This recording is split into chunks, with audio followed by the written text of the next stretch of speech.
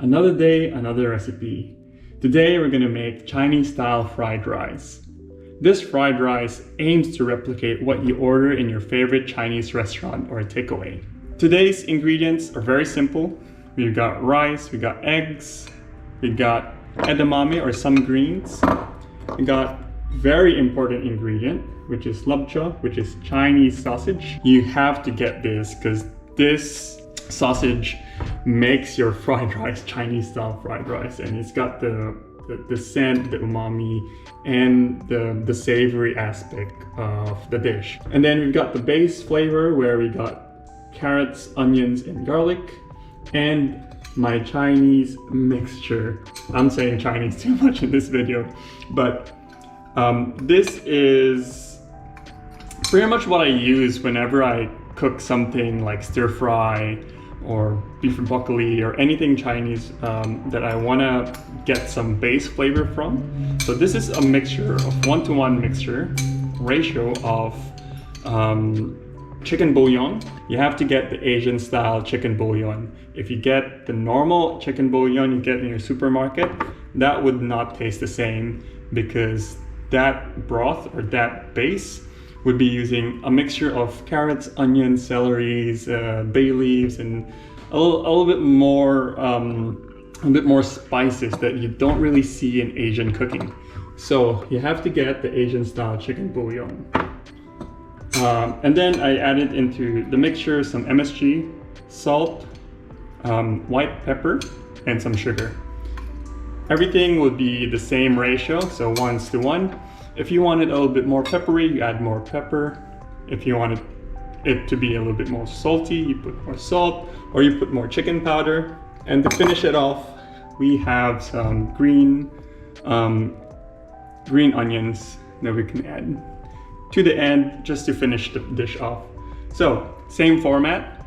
I am going to put you into my forehead so you see everything that I do. No cuts, top to bottom. You'll see everything that I'm doing. So I'll put you in my forehead now. And we're back. So before you start this recipe, before you start this cooking, I'd like you to fix everything and have the ingredients all ready because this will come in a flash. Ideally, you'll be using a wok. I obviously do not have a wok, hence why I'm using a cast iron. The reason why I'm using a cast iron and not a stainless steel pan or any other pan is because of the wok hay flavor. I am a fan of Kenji Lopez, and he has recommended using a blowtorch to get that wok hay flavor, but I do not have a blowtorch as well. And the closest thing I've seen to that Chinese style wok hay at home is by using and reusing and using and reusing your cast iron and seasoning it with multiple different multiple different dishes and having that charred flavor. So the more you use this cast iron, the more charred flavor you get. It's similar to a wok hay. It's not quite the same, but what I found out that it's similar. It gives you the same burnt texture, the burnt aroma of that Chinese style wok hay that you usually love and get from Chinese restaurants. So very quick, it's a hot pot, it's a hot pan, it's already smoking. I will add first the oil. This is just some neutral oil, probably like 3 teaspoons of neutral oil, and in with the veggies.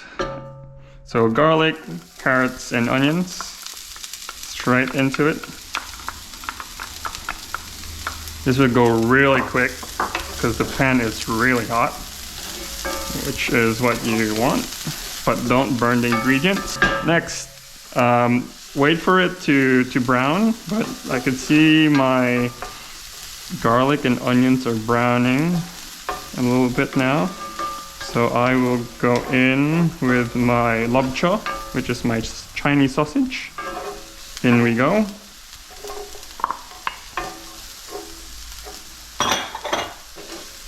In with the Lup Chung. My heat is on high. Mix that around. The Lup Chung would have some excess. Lup Chung is very fatty, and it would have some excess fat in it, so it will give off some oil into your dish. So you kind of want it that way, actually.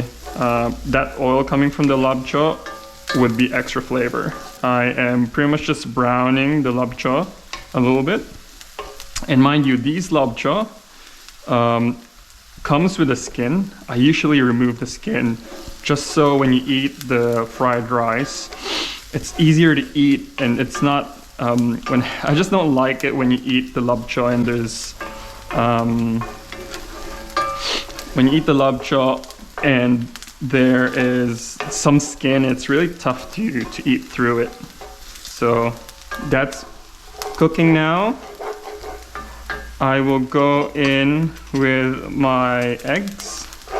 So make space for the eggs. So it's a couple of types to do this, a couple of ways to do it.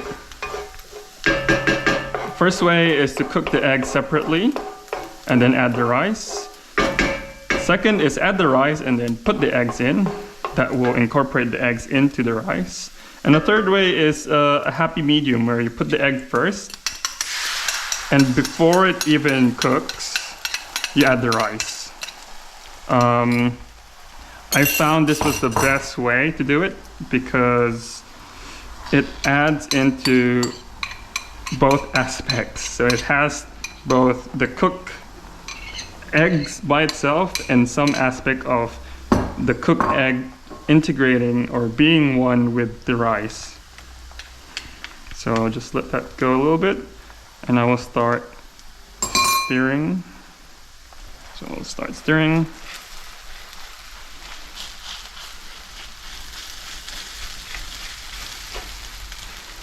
And make sure you separate it.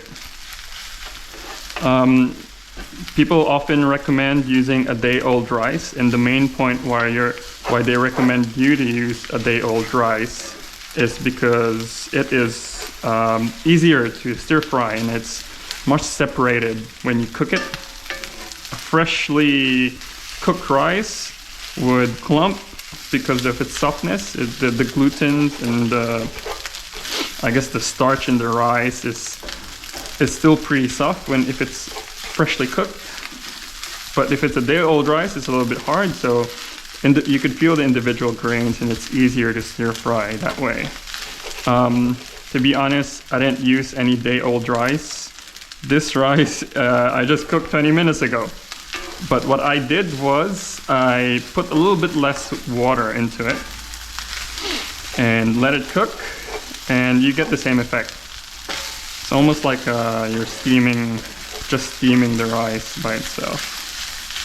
See how it's slowly getting there?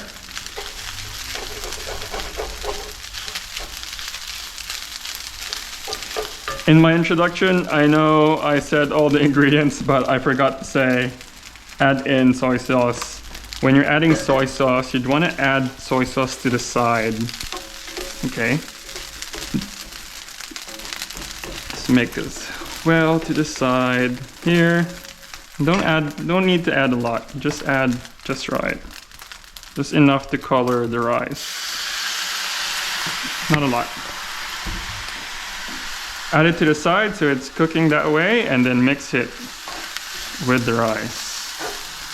So that way your rice won't be too soggy, and you won't have to wait longer to stir fry the rice. So this is pretty much done. You could eat this right away. But what I found out is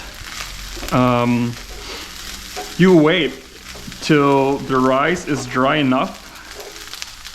I'm still getting there. So you can see there's still some clumps in it. You fry it up until it's separating. Okay. Before that happens, I'm gonna add my seasoning. Just a teaspoon.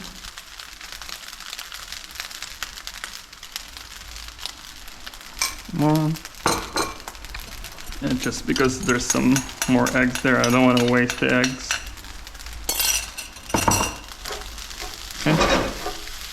That is very hot. Which is exactly what you want, because the rice has a lot of water in it. And if your pan is not hot, it's not gonna dry up and it's not gonna fry. Hence why I prefer using cast iron at home. If you're at a restaurant, you've got your wok and you've got a jet engine of a stove, you could easily do it in like few seconds, but at home it's really difficult. This is pretty much done. See how the rice is separated? It's all separated. And it's not clumping. That's when you know it's dry enough. I like this. I like it this way. It's pretty, like, it's dry. I don't like too oily of a fried rice. So that's it. I'm gonna add my last ingredient, which is the edamame. Those edamame is frozen. So I'm gonna still stir fry it for a little bit, just to dry it up.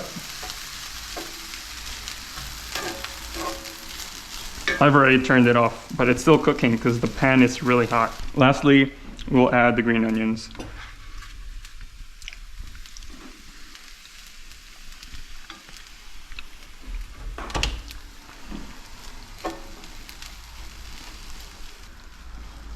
There you go. See how it's like separated?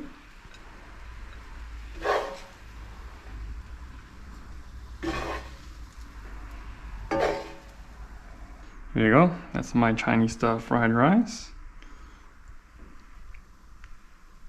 Get a better angle here. Okay, I'll put you back on the tripod and go through it. Okay, back on my tripod. We will taste test it. I have already tasted it, but I'm hungry, so I'm gonna eat. So good. You don't need a lot of soy sauce in it. It's really just to color and give it some extra umami. But this salt mixture, this chicken bouillon salt mixture, is enough to give it that extra oomph of flavor. I think it's the closest I could do in an apartment without the wok and without the jet engine of a stove to cook it. So cook it on a cast iron if you don't have a wok. Or even if you do have a wok, try it. Just try it out and cook it in a cast iron and put it on the max heat, because you're gonna have that charred flavor from the heat coming from that cast iron. And I think it helps with the frying and helps with the cooking of the rice, where there's so much water in the rice. It's really difficult to cook and fry rice in a normal stainless steel or a normal home stove. So I hope you enjoyed this recipe. Please don't forget to like and subscribe to this channel, and I'll see you next time. Bye.